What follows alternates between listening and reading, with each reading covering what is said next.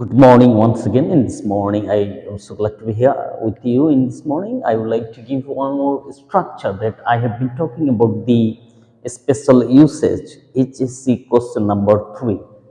তো আজকে আবার আমি দেখাতে চাই যে কিভাবে আমরা যদি এইরকম কোনো শব্দ যদি আমাদের অপশনে আমরা যদি দেখতে পাই তাহলে এই যে এই শব্দটা আমরা কোথায় ব্যবহার করতে পারবো।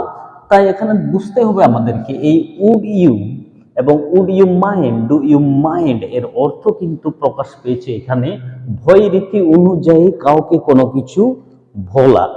তারপরে এটা বলছে যে ভদ্রভাবে কারোর সাথে কিছু কথা বলা। তো ভদ্রভাবে আমরা কিভাবে কথা বলতে পারি, তো এখানে স্ট্রাকচারে যদি আমরা দেখি তাহলে দেখতে পাবো এখানে কিন্তু উড ইউ মাইন্ড, এখানে কিন্তু ভার্ব হবে, ভার্ব প্লাস আমরা অবজেক্ট দিতে পারি এখানে। কিন্তু এগুলার ক্ষেত্রে কি হবে, এটার ক্ষেত্রে যদি ভার্ব হয় তাহলে ভার্বের সাথে আইএনজি যুক্ত করতে হবে, প্লাস এইদিকে আমরা অবজেক্ট দিতে পারি। এটারও ক্ষেত্রে কিন্তু একই, এখানে আমরা কি করতে পারি, ভার্ব প্লাস আইএনজি দিয়ে আমরা কিন্তু করতে পারি, প্লাস অবজেক্ট দিতে পারি। তো এরকম দিয়ে কিন্তু আমরা সেন্টেন্স অনেক সহজে কিন্তু গঠন করতে পারবো। তো এখানে তাহলে কিভাবে আমরা করতে পারি, তাহলে আমরা এটা এভাবে করতে পারবো। যেমন এখানে একটি সেন্টেন্স লেখা আছে, তাহলে বলছে ওপেনিং দ্য ডোর, অনেকটা এভাবে লিখতে পারি। তাহলে এখানে আমরা দেখবো যে উড ইউ মাইন্ড, এভাবে আমরা কিন্তু করতে পারি। তো এটা হলো একটা সহজ পদ্ধতি যা আমরা দেখতে পাই।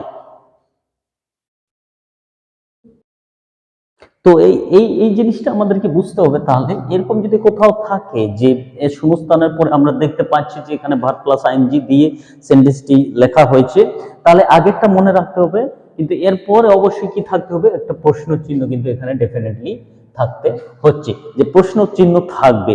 তো এরকম থাকতে পারে এবং কিছু কিছু ক্ষেত্রে এরকম লেখা থাকতে পারে। আমরা দেখি যে এটা এরকম থাকতে পারে, ও ইফ আই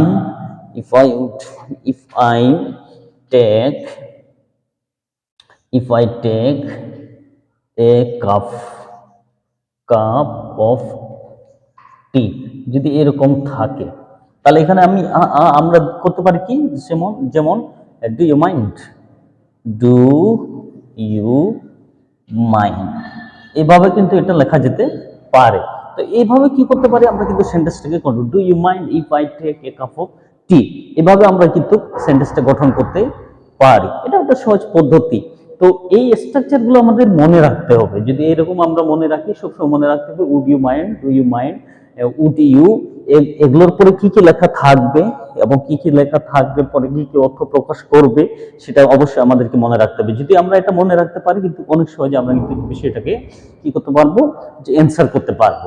সেই জন্য এই সূত্রগুলো আমাদেরকে অনেক গুরুত্বপূর্ণভাবে স্টাডি করার প্রয়োজন রয়েছে, আমাদের জানার প্রয়োজন রয়েছে, এর অর্থ কিভাবে এবং এর স্ট্রাকচারগুলো কেমন হচ্ছে সেগুলো আমাদেরকে অবশ্যই মনে রাখতে হবে। যদি আমরা এগুলো সহজে মনে রাখতে পারি তাহলে আমরা অনেক সহজে কিন্তু উত্তর করতে পারবো। So I want all of you to just keep in mind that this the meaning of any words we should know about it.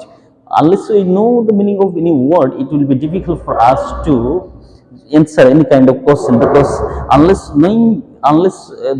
we know the meaning of any word, it might be difficult, according to my experience, how I do all kind of answer. That's why. So আমি চাই যেন সবাই এটাকে ভালো করে try করে, যেন কিভাবে অর্থটাকে মনে রাখা যায়।